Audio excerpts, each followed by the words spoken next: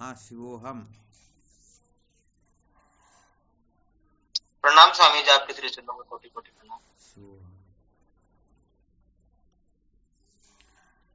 गुरुदेव भगवान के पावन चरणों में कोटि कोटि प्रणाम। प्रणाम गुरु जी, कोटि हाँ, कोटि प्रणाम। शिवोहम शिवोहम नारायण। क्या विषय चल रहा था अपना? संसार को बनाए रखकर कभी भी सत्य का साक्षात्कार नहीं किया जा सकता। संसार को बनाए रखकर कभी भी सत्य का साक्षात्कार नहीं किया जा सकता, यही चल रहा था ना? जी गुरुदेव।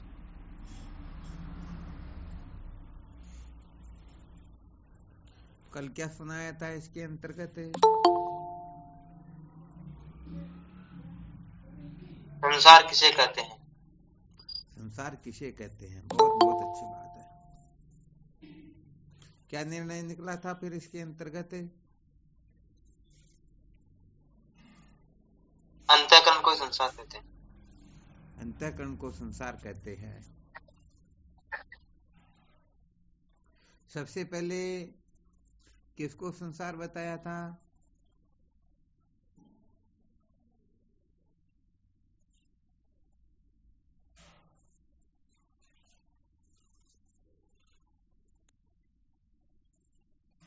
तो ये कर्म धन व भोग को। बहुत अच्छी बात है। फिर किसको बताया था?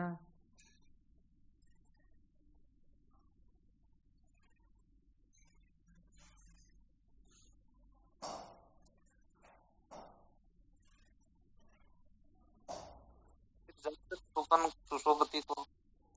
जागृत स्वप्न सुषुप्ति को, बहुत अच्छी बात है। फिर किसको बताया था?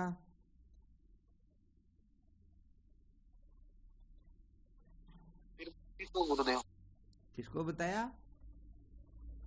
बुद्धि को। आवाज सब नहीं आ रही। बुद्धि को बताया गुरुदेव। हाँ, बुद्धि को बताया, बहुत अच्छी बात है।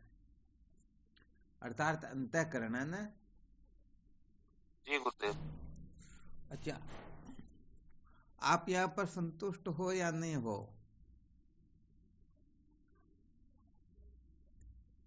ये जो बताया गया,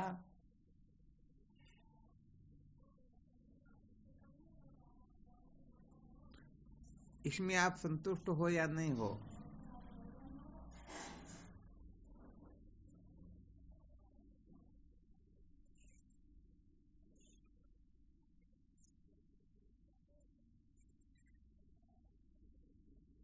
संतुष्ट नहीं हो क्या?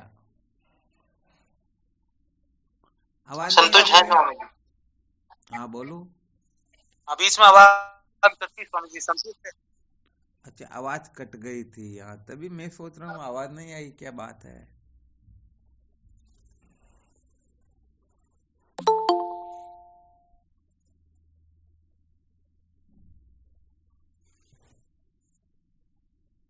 तो ये जो क्रम बताया गया ना,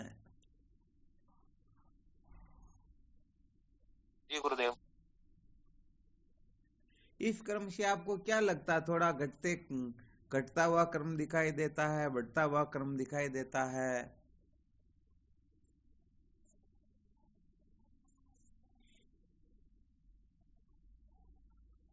घटता हुआ कैसे स्वामी जी? कहने का मतलब एक तो श्रेष्ठ होता है और एक निकृष्ट होता है।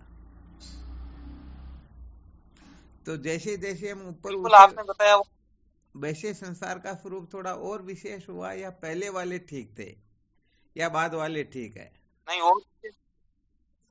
और बिल्कुल विशेष हुआ गुरुदेव, आपने जो रात बताया वो बिल्कुल और विशेष हुआ। अच्छी बात है।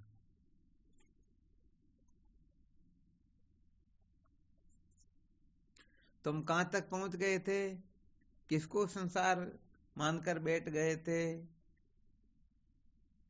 हम गुरुदेव पहले जागृत स्वप्न सुषुप्ति को ही संसार मानते थे। आपने जो रात समझाया गुरुदेव, वास्तव में अंतःकरण ही संसार है। ठीक बात है। तो जागृत स्वप्न सुषुप्ति में और बुद्धि में, इनमें क्या विशेषता लगी आप लोगों को? कभी जागर स्वप्न सुषुप्ति इसको संसार कहेंगे या अंतःकरण को संसार कहेंगे, इसका कारण सहित वर्णन कर सकते हो क्या? इसमें गुरुदेव ये लगा विशेष है कि जैसे जब तक बुद्धि बीज रूप में रहेगी तब तक ये जागृत स्वप्न ये सुषुप्ति ये तो होता ही रहेगा।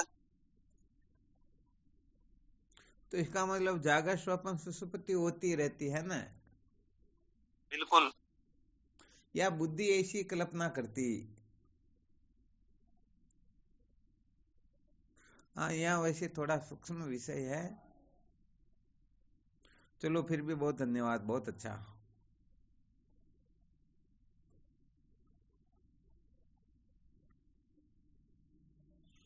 ये जब तक बुद्धि रहेगी तब तक ऐसा तो होता ही रहेगा गुरुदेव। हाँ बिल्कुल ठीक बात है।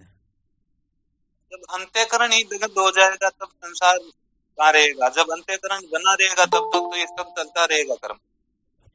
अच्छा, तो इसी का ऐसा समझो जैसे जागृत स्वप्न सुषुप्ति, इसे भी बुद्धि को संसार समझना थोड़ी ऊंची कक्षा है।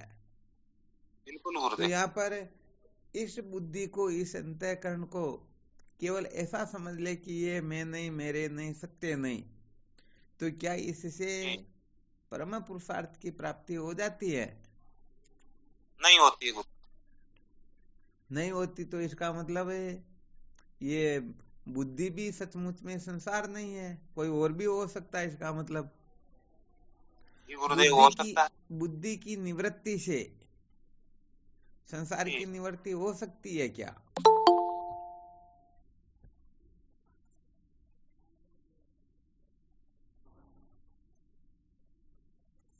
नहीं हो सकती गुरु। क्यों नहीं हो सकती? बुद्धि की क्योंकि निवृत्ति जब तक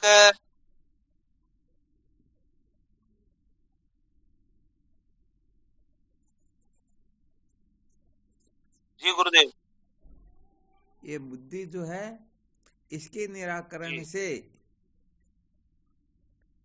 परम पुरुषार्थ की प्राप्ति हो सकती है या नहीं?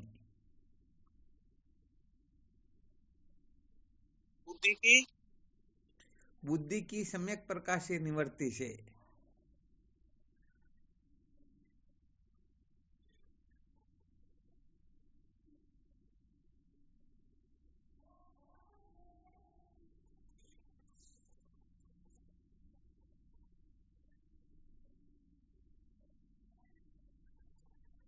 और भी कोई साधक बोल के देखो।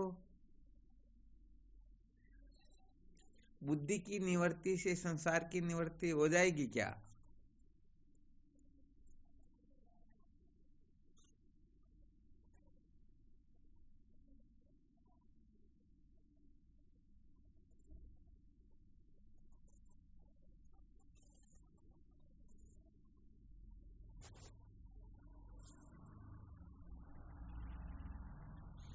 रिकॉर्डिंग चल रही है किसको?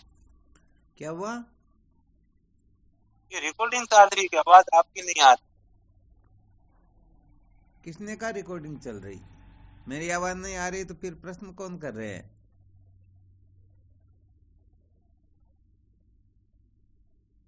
रिकॉर्डिंग ऐसी आती क्या? नहीं और आती बीच में स्वामी जी आवाज। अच्छा अच्छा, आवाज कट रही होगी, इस कारण ऐसा हो जाता होगा।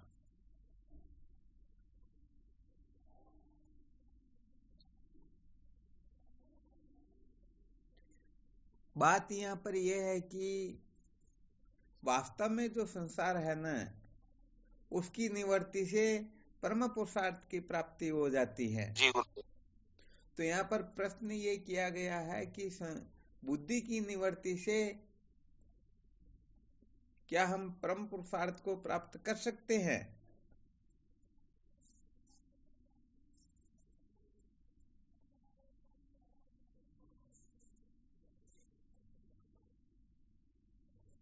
आवाज कट रही शायद, है ना?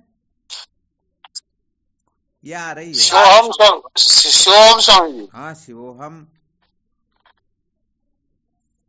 बुद्धि की निवृत्ति से नहीं हो सकता परम पुरुषार्थ की सिद्धि। अच्छा, बिल्कुल बहुत अच्छी बात बताई। तर्क दे के देखो। कोई ऐसा तर्क प्रमाण कैसे नहीं हो सकती है? तर्क, बुद्धि तो अविद्या का कार्य है, अविद्या रह जाएगी शेष। हाँ, बहुत बहुत धन्यवाद। बस यही तो समझाना चाहते हैं। अरे भाई, बुद्धि की निवृत्ति से यदि परम पुरुषार्थ की प्राप्ति होती तो सुषुप्ति में बुद्धि रहती कहां पर है? बीज रूप से स्थित हो जाती, परंतु बुद्धि तो नहीं रहती ना वहां पर। वो बिल्कुल नहीं उस रहती। बीज को ही तो विद्या कहते हैं। उस बीज का जब तक निराकरण नहीं होगा, वह बीज जब तक जलेगा नहीं, तब तक परम पुरुषार्थ की प्राप्ति होने वाली है ही नहीं। आ गया समझ में? जी गुरुदेव। अच्छा, थोड़ा चिंतन मनन करके देखें तो ये बुद्धि किससे उत्पन्न हुई?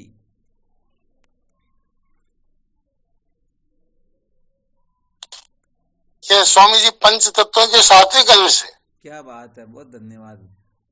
पंच तत्व नहीं बोलेंगे यहाँ पर, अपंचीकृत तत्वों से।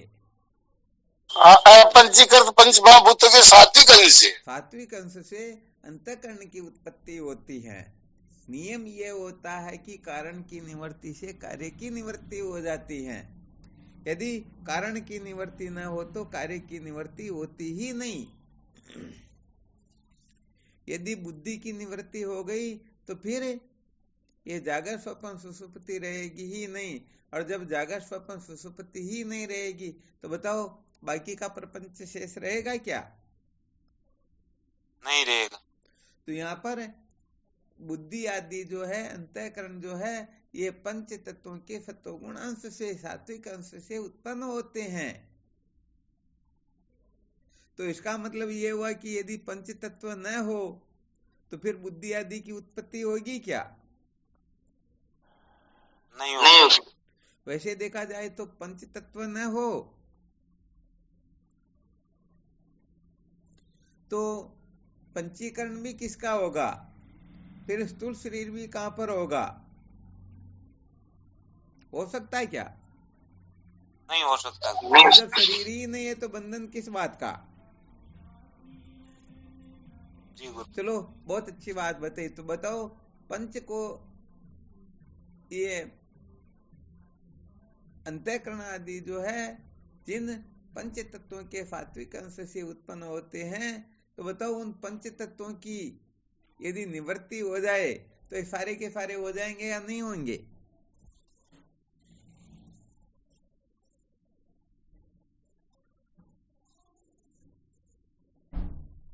पंच तत्वों की निवृत्ति से परम पुरुषार्थ की प्राप्ति होती है या नहीं? नहीं होती है स्वामी जी। नहीं होती है। बहुत बहुत धन्यवाद है। क्यों नहीं होती है?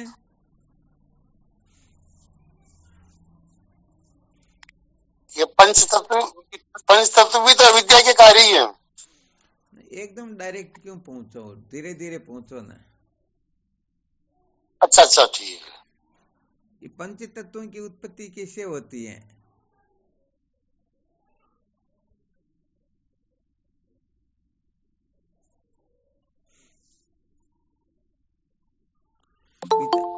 विचार सागर में नहीं आता क्या?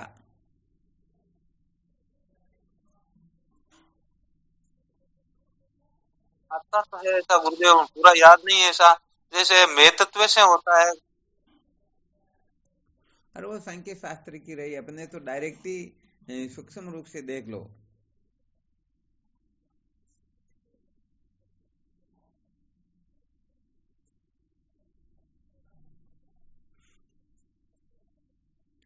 अरे बिना देश काल के पंच तत्वों की उत्पत्ति हो सकती है क्या? विचार सागर में नहीं आता है क्या? माया उपी चेतन से देश काल होता भया। कहीं पढ़ने को मिला क्या ऐसा? नहीं स्वामी जी, हम नहीं पढ़े। अगर आपको पहुंच भी नहीं रहा हूं, मुझे पता हो तो। जो पढ़े हुए उनको पहुंच रहा हूं।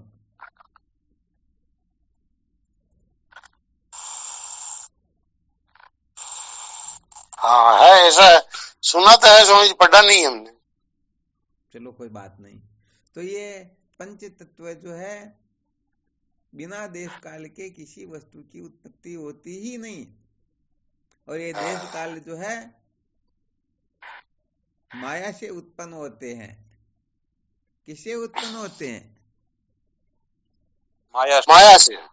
और ये सारा का सारा ज्ञान कृत्य है, अर्थात अज्ञान से, ब्रह्म के ज्ञान से माया की प्रतीति होती है, और उस माया से देश काल वस्तु, उसे पंचतत्व, फिर पंचतत्वों से अंतःकरण, अंतःकरण से जागृत, स्वप्न, सुषुप्ति अवस्था, स्थूल सूक्ष्म कारण, ये सारे के सारे पूरा का पूरा संसार उत्पन्न हो जाता है। आ गया समझ में? जी स्वामी जी। स्वामी जी समझ में कुछ आया और कुछ कम आया है। कोई बात नहीं, एक दिन में आ जाएगा तो फिर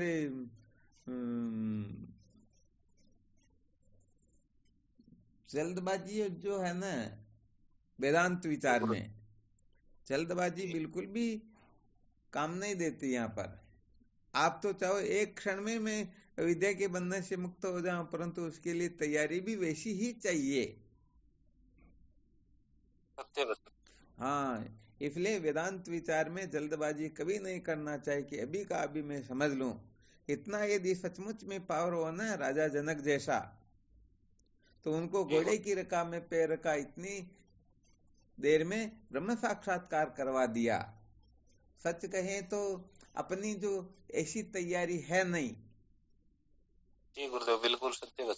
हम कहने का मतलब ये तो बहुत ऊंची कक्षा की बातें रह गई। बल्कि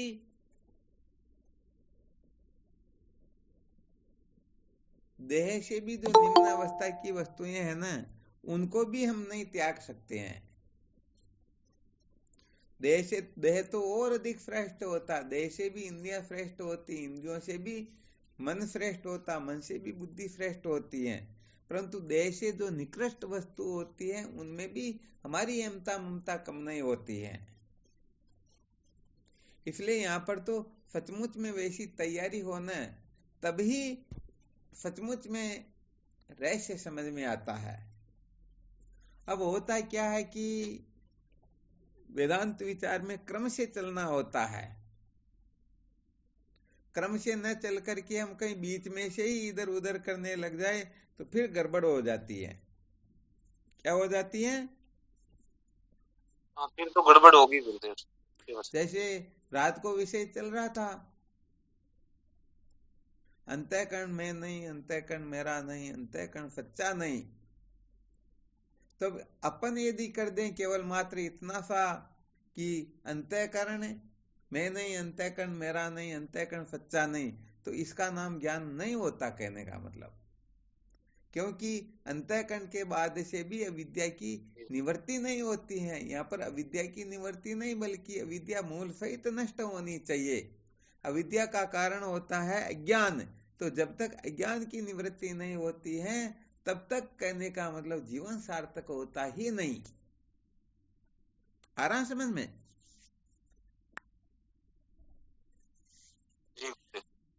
यहाँ पर क्या होता है कि दो व्यक्ति आपस में एक दूसरे के भावों को न समझे ना, तो बहुत बड़ा गड़बड़ घोटाला हो जाता। अच्छी तरह से ध्यान देना इस जगह पर। क्या शब्द सुनने में आया? क्या आया गुरुदेव? क्या बताया? तो व्यक्ति आपके भावों को नहीं समझेगा तब तक तो बड़ा गड़बड़ घोटाला होता है। आपको पहले एक छोटा सा दृष्टांत देकर के बताया था। एक छोटा सा बच्चा 25 पैसे लेकर के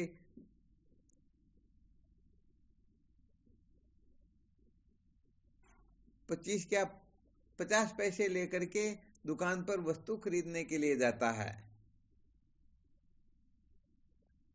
जिसकी रेट थी 25 पैसे ही। अब बताओ, वह 25 पैसे की वस्तु ले ले तो उसे वापस कितने पैसे मिलने चाहिए? 25 पैसे मिलने चाहिए। परंतु वह कहता नहीं, मैं तो पावली वापस लूंगा। पावली में समझते हो क्या? चार आना नहीं खर्चा महाराज। हाँ बिल्कुल सत्य बात है। मैं पावली वापस लूंगा। अब पड़ा हुआ जो दुकानदार पड़ा हुआ था वह कहता भाई पावली में देने वाला नहीं, मैं तो तेरे को 25 पैसे दूंगा। अब उनके आपस में झगड़ा हो गया। वह तो कहता मैं पावली लूंगा, वह कहता 25 पैसे दूंगा। अब आया कोई तीसरा, जो तीसरा आकर के और मामले को उलझा देता है। जब उनकी दोनों की बातें सुनता है तो वह कहता भाई नहीं तो तेरे को पावली मिलेगी और न तुम 25 पैसे दोगे, तुमको देना होगा तो पूरा का पूरा 4 आना देना होगा, नहीं तो तुम इस बच्चे के साथ में बहुत बड़ा घपला कर रहे हो, गड़बड़ घोटाला कर रहे हो।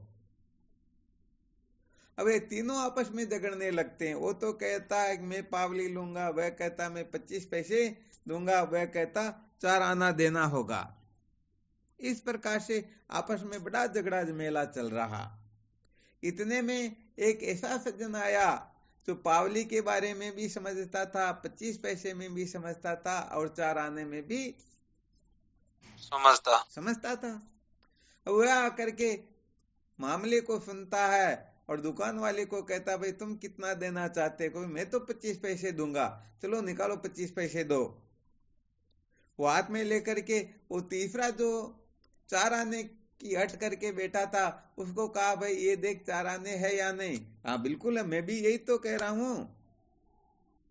उस बच्चे को कहा देख ये पावली है या नहीं? बच्चा कहता मैं इतनी देर क्या कह रहा हूं, मेरे को यही तो चाहिए थी। तो यहां विचार करके देखो, आपस में जो झगड़ा झमेला हुआ ये किस कारण से हुआ? नासमझी से। केवल नासमझी से ही हुआ। यदि समझदारी होती तो लड़ाई झगड़ा होता है क्या? नहीं होता। तो भाई सच्ची बात यही होती है। वैसे जब विचार सागर का अध्ययन करेंगे तब उसमें एक श्याल सार में न्याय आएगा। क्या आएगा? श्याल सार में न्याय। हाँ, श्याल सार में न्याय। श्याल कहते साला जी को, सार में कहते कुत्ते को, न्याय कहते युक्ति को। तो उसके अंतर्गत बड़ा खतरनाक हंसने जैसा का जैसा और निर्णय निकले तो बड़ा विलक्षण है। तो होता क्या है कि एक दूसरे के भावों को नहीं समझ पाते हैं तो बहुत बड़ा झगड़ा झमेला हो जाता है। एक छोटा सा संकेत और कर देते हैं। एक बार क्या होता है, कुछ शिक्षित लड़कियां, ध्यान देना अच्छी तरह से, कुछ शिक्षित लड़कियों ने क्या किया, गांवों की लड़कियों का स्तर सुधारने के लिए, उनको समझाने के लिए एक संगठन बनाया। उस संगठन में 5-25 लड़कियां ग्रुप में शामिल हो गई और ये 25 ही एक साथ किसी गांव में जाती हैं और वहां जाकर के वहां की औरतों का स्तर सुधारने की कोशिश करते हैं। कभी ये सारा का सारा पुराने जमाने की जो रूढ़िवादियां इनको छोड़ो, अब हमको कैसे रहना कैसे नहीं रहना, ये सारी बातें उनको समझाया करती।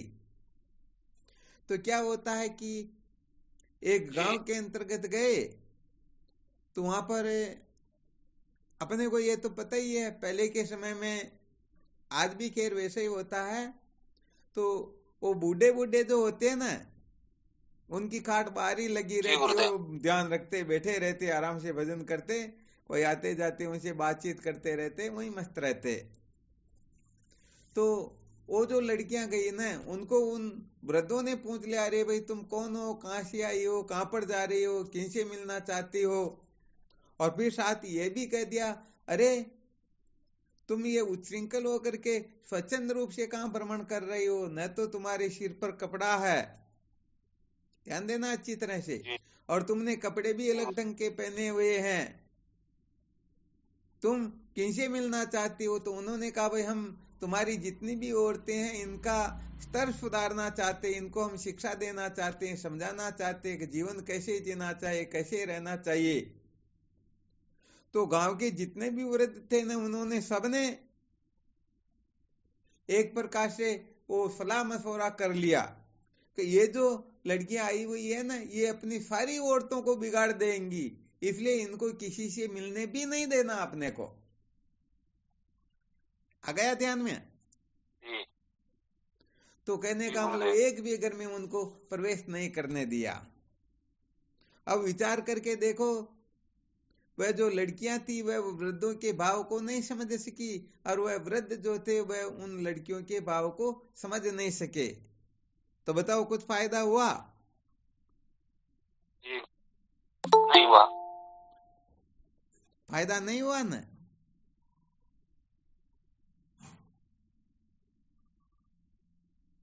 नहीं हुआ गुरुदेव। तो यहाँ पर संसार दशा के अंतर्गत सबसे अधिक गड़बड़ घोटाला ऐसे ही होता है। सचमुच में जब तक एक दूसरे के भावों को ठीक प्रकार से न समझ ले, तब तक किसी भी प्रकार का निर्णय लेना बहुत बड़ी नासमझी होती है। क्या होती है?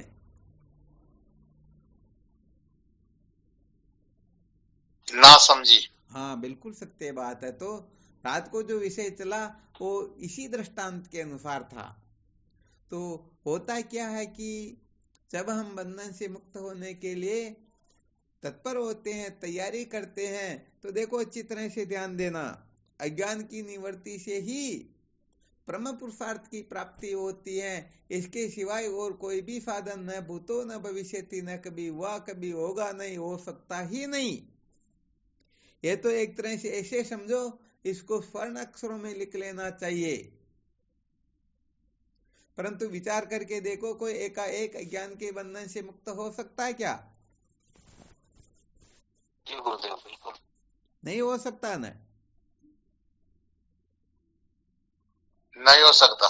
नहीं हो सकता। तो बस अपने को इस जगह पर विचार करना होगा, हम सचमुच में संसार किसको समझ रहे हैं।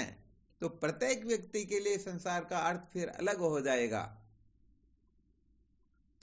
क्योंकि हमारी मान्यताएं जहां पर अटकी हुई हैं, हम जिसको सत्य प्रिय रमणीय समझ रहे हैं, महत्व दे रहे हैं, अपने लिए तो वही संसार हुआ ना। जी महाराज। हाँ, इसलिए एकदम मैं इसी समय इस अज्ञान के बंधन से छुटकारा प्राप्त कर लूं। सत्य बात यह होगी, अज्ञान के बंधन से छुटकारा प्राप्त नहीं कर पाओगे, बल्कि ऐसे रसातल में चले जाओगे, कभी भूल कर नाम भी नहीं लेओगे। हाँ, इसलिए यहाँ थोड़ी पावर चाहिए। यहाँ पर अज्ञान के बंधन से छुटकारा प्राप्त करने के लिए अपने पास में क्या क्या तैयारी होनी चाहिए, अपने को किस प्रकार से तैयार करके अपने को रखना होता है, इन सब समस्त बातों का थोड़ा मूल्यांकन करके, इनका थोड़ा मंथन करके, थोड़ा इनका विचार करके, जैसे दुकान पर सामान लेने के लिए जाते तो हैं, परंतु अपने पास में उतने पैसे नहीं है तो फिर हम ले नहीं सकेंगे।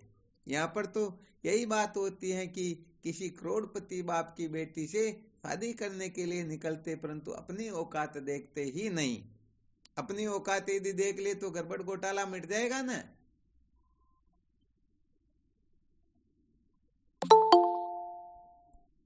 बिल्कुल मिट जाएगा गुरुदेव। हाँ, तो यहाँ पर यह समझना होता है, तो हम सचमुच में किस जगह पर अटके हुए हैं, हम संसार किसको समझ रहे हैं। वहां से छूट करके फिर ऊपर की कक्षाओं में बढ़ेंगे तो सचमुच में पूर्ण रूप से संसार के बंधन से मुक्त हो पाएंगे, वरना कल्पना ही करेंगे, कल्पना के सिवाय कुछ भी होने वाला है ही नहीं।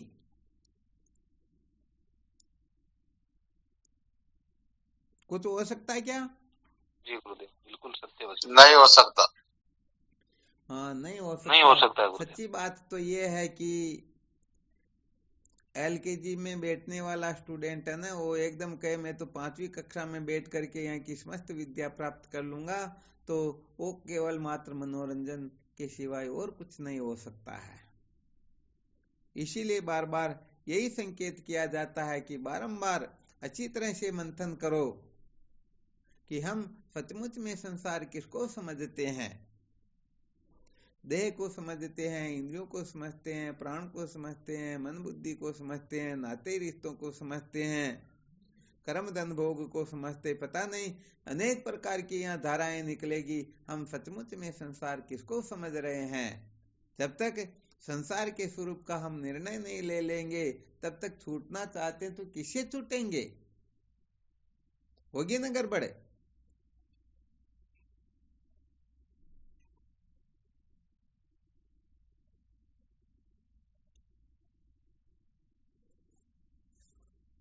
आवाज आ रही है? आ रही गुरुजी, आ रही, बिल्कुल सर। हाँ, यहाँ बिल्कुल पर हो तो जाएगी। फिर वही बात होगी। शायद नहीं आपको स्वामी जी, पहले बात बहुत बार सुनाया था चूरू के सेठ वाली कथा। हम कल्पना तो कर लेंगे, परंतु सचमुच में वह अपने हृदय में प्रविष्ट नहीं हो पाएगा, निश्चय नहीं हो पाएगा। हम वहां पर टिक नहीं पाएंगे, उस जगह पर हम ठीक ठीक अनुभव कर नहीं पाएंगे। वो चूरू का जो सेठ था ना, वह कहने का मतलब किसी लड़की को देखकर पागल हो गया, मैं शादी करूंगा तो इसी के साथ में, वरना प्राणों का त्याग कर दूंगा। अब रात दिन खाते पीते उठते बैठते सोते जगते उसी का चिंतन करता, उसी के नाम का जप करता, और उसको ही समझो साक्षात नारायण समझ करके 24 घंटे उन्हीं के चित्त में, उन्हीं के चिंतन में रत रहता। जब उस लड़की को पता चला कि ये कोई मेरे पीछे बावला हो रहा है, तो वह कहने लगी कि मैं इस जैसे पगले को प्राप्त हूं, अरे मैं तो इसके ऊपर थूकूंगी भी नहीं, इनको प्राप्त कैसे करूं? अब विचार करके देखो उस सेठ की कितनी बड़ी मूर्खता थी ये।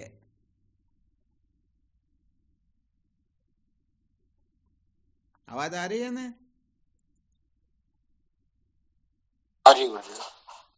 तो अपन भी उस सेठ की तरह बावले जरूर हो सकते हैं, परंतु वो आत्म शांति जो है, परम शांति जो है, बहुत बड़ी मूर्खता, ब्रह्माकार वृत्ति जो है, वो अपने को सचमुच में प्राप्त होने वाली है ही नहीं। इसके लिए तो अधिकृत होना होता है, अधिकारी होना होता है। हम संसार के पदार्थों के कीचड़ में ऐसे गिरे हुए हैं कि इनके बिना रह नहीं सकते, और चाहते हैं कि हमारे हृदय में ये ब्रह्म विद्या प्रकट हो सकती है क्या? नहीं हो सकती है। हाँ, तो सचमुच में वो चूरू के सेठ के जैसी गलतियां हम सब कर रहे हैं। तो सचमुच में इस मूर्खता से उठो और सचमुच में सत्य का साक्षात्कार करो, जीवन धन्य हो जाएगा, वरना रोने पछताने के सिवाय कुछ भी मिलने वाला है ही नहीं। तो भाई यहाँ केवल इतना संकेत करना चाहते हैं, हम सचमुच में किस जगह पर अटक रहे हैं, अच्छी तरह से इसी का मंथन करना होगा। हाँ, यहाँ पर तो फैजानंद जी देखिए, मैं भवानी शंकर जी को बता दूं तुम इस जगह पर अटक रहे हो, और भवानी शंकर जी मोहनानंद जी को बता दे, ऐसे काम चलने वाला है नहीं। ये तो अपने को स्वयं को निरीक्षण परीक्षण समीक्षण करना होगा। हमारी आसक्ति, हमारी अहमता ममता वास्तव में सचमुच में किस जगह पर अटकी हुई है, हम किसको सत्य समझ रहे हैं, किसके पीछे पागल हो रहे हैं, किसको बनाए रखना चाहते हैं, किसके नष्ट होने से हम अपने आप को मरा हुआ समझ लेते हैं। इन सारी की सारी बातों का अच्छी तरह से अवलोकन करना होगा, तब जाकर के समझो सचमुच में जीवन सार्थक हो सकता है। वरना तो तर्क वितर्क बहुत किया, यही पूर्व का पाप, आलोचना में उलझकर खाली रह गए आप। ये सारी की सारी गड़बड़ियां जो है क्यों की त्यों बनी रहेगी। कहने का मतलब हमारी वासनाएं, आसक्ति, अहमता ममता संसार की प्रति सत्यत्व प्रियत्व रमणीयत्व बुद्धि ज्यों की त्यों बनी रहेगी, और अनंत अनंत कल्पनाओं के साथ में हम एक कल्पना और डाल देंगे, मैं ब्रह्म हूं। बहुत धन्यवाद, बहुत अच्छी बात है, परंतु यहाँ पर द्वैत के अत्यंता भाव का निश्चय करना, अनात्म पदार्थों का निषेध करना, इसको तत्व साक्षात्कार कहते हैं। तो संसार को बनाए रखकर सत्य का साक्षात्कार किया जा सकता ही नहीं, इसका वास्तविक तात्पर्य यही होता है। आ गया समझ में? जी गुरुदेव। हाँ, तो समस्त साधकों के लिए हालांकि मैं नित्य शुद्ध बुद्ध मुक्त अद्वितीय ब्रह्म ऐसा निश्चय कर लो, कोई दिक्कत की बात नहीं है। वास्तव में हमारा जन्म मरण नहीं होता, ये सब स्वप्नवत है। जो सिद्धांत उसको पूरा का पूरा निश्चय कर लो, निर्णय कर लो, अनुभव कर लो। परंतु जैसे संसार में फालतू रहेंगे तो पता नहीं कहाँ न कहाँ कुछ न कुछ गड़बड़ घोटाला कर बैठेंगे। तो इसे तो अच्छा न थोड़ा वेदांत विचार करें, नुकसान तो नहीं होगा ना। हाँ, नहीं होगा तो अच्छी तरह से मंथन करो। ये जीवन मुक्ति के विलक्षण के संकेत कर रहे हैं। हो सकता है ज्ञान तो आप सबको हो गया होगा, परंतु जीवन मुक्ति के विलक्षण आनंद के लिए कुछ समझ प्राप्त करनी होती है, मनोनाश वासना क्षय का अभ्यास करना होता है। तो बस हमारी अहमता ममता किसमें बैठी हुई है, सबसे महत्वपूर्ण प्रश्न ये है, हम सचमुच में किस जगह पर अटक रहे हैं। परमात्मा के सिवाय ऐसी कौन सी वस्तु है जिनके पीछे हम पागल हो रहे हैं, जिनको ही महत्व दे रहे हैं, जिनके सामने हम किसी को कुछ समझते ही नहीं। तो वहां पर अच्छी तरह से मंथन करके फिर निर्णय करो कि सचमुच में क्या यही जीवन का सार है, क्या इसी से परम पुरुषार्थ की प्राप्ति हो सकती है। क्या हम इस जगह पर पहली बार ही आए क्या? अरे अनादिकाल से इस जगह पर तो क्या इसे भी बहुत ऊंची ऊंची जगह तक हम पहुंचे हुए हैं, फिर भी ये जन्म मृत्यु की श्रृंखला का उच्छेद हुआ ही नहीं हुआ न। क्योंकि वर्तमान में स्थिति डंकी की चोट से सीधी यही तो करती है। बिल्कुल। तो भाई वास्तव में बात यह है कि सबसे पहले बंधन को समझो। सचमुच में हम बंधन को समझते ही नहीं। सचमुच में यदि हम बंधन को समझेंगे और वास्तव में हम बंधे हुए हैं, हमको छूटना है, तो ये हमारी अनेक जन्मों की कल्पनाएं जो है ये सारी की सारी धरी रह जाएगी, इनका कोई सत्य महत्व नहीं होगा। और यदि हम देख लेते नहीं हमको इसकी आवश्यकता नहीं है, तो सचमुच में हम बहुत बड़ा गड़बड़ घोटाला कर रहे हैं। हम अपने ही पैरों पर कुल्हाड़ा मार रहे हैं। समझो, हम सत्य के नजदीक पहुंच करके पुनः संसार की ओर भटकना चाहते हैं। इसलिए जब तक बंधन को अच्छी तरह से नहीं समझ लेते हैं, तब तक तो सच्ची बात है सब गड़बड़ घोटाला ही है। बाकी ये सारे शब्द मात्र होते हैं। हम शब्दों को देखते हैं, शब्दों के अर्थ बड़े विलक्षण होते हैं, और अर्थ का जो अर्थ होता है वो तो परमार्थ होता है। जिनका अंतिम जन्म होता है वही शब्दों के अर्थ को समझ पाता है। आ रहा ना अच्छी तरह से समझ में? तो भले ही निश्चय कर लो मेरी मंजिल वह है, परंतु हमें चलना तो वहीं से पड़ेगा जहां पर हम अटके हुए हैं। बताओ, इसके अलावा बाकी सब गड़बड़ घोटाला होगा या नहीं होगा?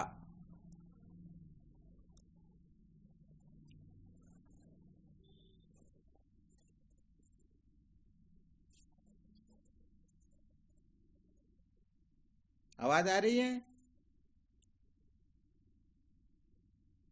आ रही है गुरुदेव। चलो, बहुत बहुत अच्छी बात है।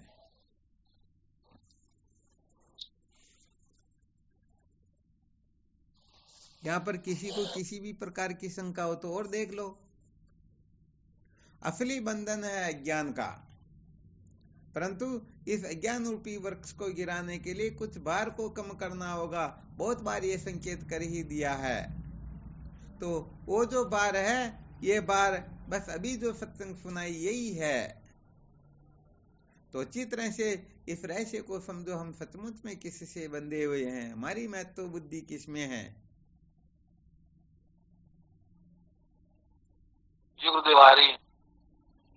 हाँ, बहुत बहुत धन्यवाद, बहुत अच्छी बात है।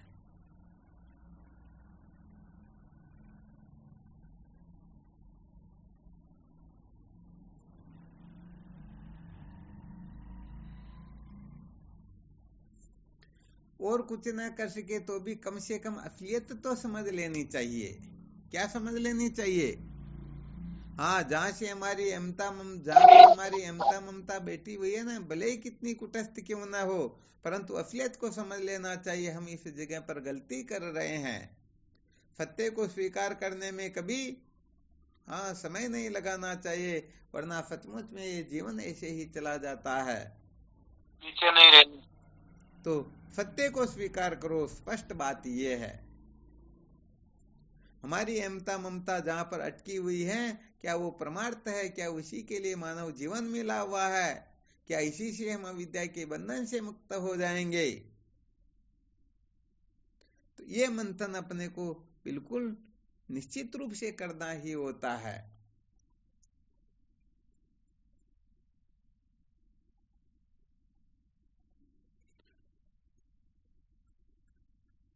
वैसे रमेश ने एक दिन कुछ मैसेज लिखे थे, उसमें अपनी मनस्थिति का वर्णन किया था, कहां पर अटका हुआ हूं, क्या हो रहा क्या नहीं हो रहा। तो इस प्रकार से भले सभी साधक अच्छी तरह से मंथन करके विचार करके और कहां पर अटके हुए हैं इसका यदि दिग्दर्शन कराए तो थोड़ा उनके लिए विचार करने के लिए थोड़ा ठीक रहेगा। भाई इनको क्या करना क्या नहीं करना है, किस प्रकार के उपदेश की इनको आवश्यकता है।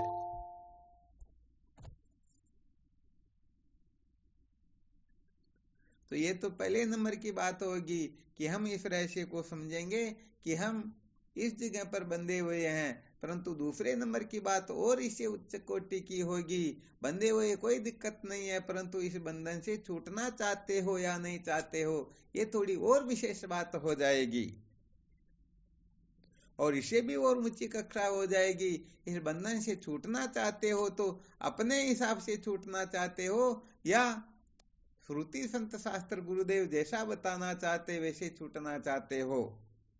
तो भाई यहाँ पर तो सचमुच में गुरुदेव जिस प्रकार से हमें छुड़ाना चाहते हैं वैसे हम छूटना चाहेंगे, तभी समझो हम जो शुरू में बंधन के स्वरूप के बारे में विचार किया वो सार्थक हो जाएगा। वरना अपने हिसाब से यदि करते रहेंगे तो अपना हिसाब तो कल्प कल्पांतर से चला ही आ रहा, कोई बड़ी बात नहीं है। देखते कितने साधक यहाँ पर मंथन करते हैं, विचार करते हैं। और वैसे तो देखा जाए तो कल तो फिर दूसरा कार्यक्रम चालू हो जाएगा, इसलिए सोए बाद में पहले अच्छी तरह से मंथन करे, उनके पास 2-5 लाइनें लिखे और भेज दे, तो पता तो चल जाएगा भाई कौन सा साधक किस जगह पर अटका हुआ है और कौन सा साधक थोड़ा बहुत मंथन कर रहा या नहीं कर रहा। हाँ, यहाँ जरूरी नहीं आप बुद्धि की लिखो। यदि जागृत स्वप्न सुषुप्ति को मिथ्या समझ करके यहाँ से ऊपर उठ गए हो तो आप बुद्धि के लिए लिख सकते हो, अंतःकरण के लिए लिख सकते हो, देश काल के लिए लिख सकते हो, माया विद्या के लिए लिख सकते हो। इसलिए अच्छी तरह से सबसे नीची से नीची कक्षा की मैं इस जगह पर अटका हुआ हूं, यहाँ से मैं ऊपर नहीं उठ पा रहा हूँ, इन्हीं को सत्य समझता हूँ, इसी को जीवन का सार समझ बैठा हूँ और वास्तव में मैं इसे श्रेष्ठ और किसी को समझता ही नहीं हूँ। ये बहुत सारी बातें होती हैं। तो सचमुच में यदि हम बंधन से छूटना चाहते हैं तो उन साधकों की बातें कुछ और होगी, वरना तो ठीक है, ये जो अनादिकाल का संसार चलता आ रहा चलता ही रहेगा, कोई बड़ी बात नहीं है। तो बंधन को समझना, बंधन से छूटने की इच्छा होना और उस बंधन को श्रुति सम्मत सिद्धांत से निराकरण करना, ये 2-3 बातें बड़ी विलक्षण होती हैं, बड़ी खतरनाक होती हैं। यदि कोई साधक इस प्रकार से सचमुच में अपने को बनाने की चेष्टा करेगा तो समझो निश्चित रूप से उनका जीवन धन्य हो जाएगा, जीवन सार्थक हो जाएगा।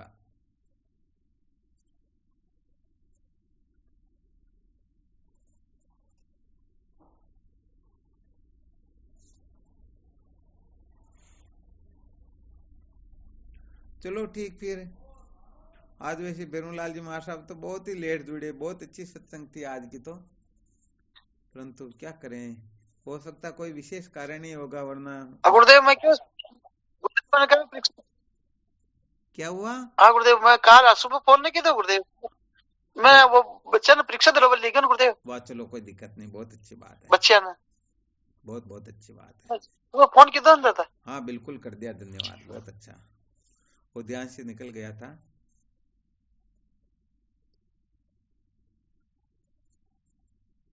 चलो इस दृष्टि से विचार करना, निश्चय कर लेना अज्ञान की निवृत्ति के बिना जीवन सार्थक होता ही नहीं, परंतु अज्ञान की निवृत्ति के लिए थोड़ा अपने को शुरू की जो कल्पनाएं उनसे भी थोड़ा मुक्त होना पड़ेगा। उनसे मुक्त हुए बिना अज्ञान के बंधन से छुटकारा प्राप्त करना संभव ही नहीं है। तो हम कहीं कर्म में, धन में, भोग में पता नहीं कहाँ पर अटके हुए रहते हैं, किस किस को महत्व दे करके उन्हीं के लिए अपने जीवन को पूर्ण रूप से लगा देते हैं। इन समस्त बातों का अच्छी तरह से आकलन करके देख लेना कि सचमुच में हम कहाँ किस प्रकार से कैसे बंधे हुए हैं। तो चलो देखते हैं, देखिए कितने एक साधक शूरवीर निकलते हैं।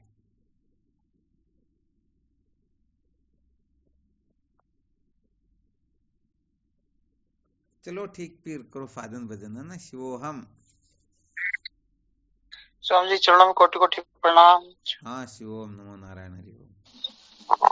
शिवोम गुरुदेव, आपके श्री चरणों में बारंबार प्रणाम, कोटि कोटि वंदना। शिवोम महाराज प्रणाम गुरु। हाँ, शिवोहम। स्वामी जी के चरणों में साष्टांग प्रणाम। शिवोहम। भगवान के चरणों में प्रणाम। शिवोहम। हाँ, शिवोहम। प्रणाम गुरुदेव। शिवोहम। शिवोहम। गुरुदेव भगवान के पावन चरणों हम। हाँ, शिवोहम। शिवोहम। शिवोहम प्रणाम स्वामी जी। हाँ, शिवोहम। शिवोहम शिवोहम शिवोहम। बारंबार जय हो स्वामी जी। शिवोहम।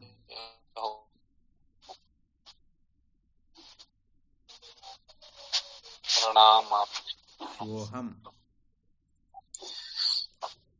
प्रणाम प्रणाम। हाँ, शिवोहम।